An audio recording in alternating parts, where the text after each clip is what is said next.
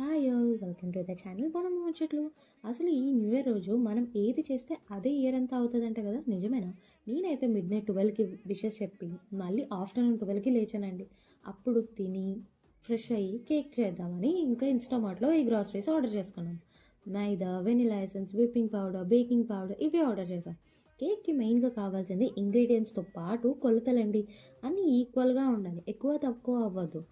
ముందుగా 4 ఎగ్స్ని బాగా బీట్ చేసుకొని అందులో మైదా, షుగర్ పౌడర్, ఆయిల్, ఇంకా వెనిలా ఎసెన్స్, బేకింగ్ పౌడర్ వేసుకొని ఒకటే డైరెక్షన్లో కలుపుకోవాలి. సో బబుల్స్ అనేవి మంచిగా ఉంటాయి అన్నమాట.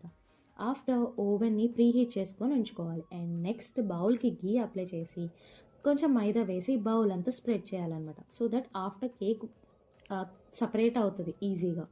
అండ్ నెక్స్ట్ వీడియోలో విప్పింగ్ క్రీమ్ ఎలా ప్రిపేర్ చేసుకోవాలో చెప్తాను.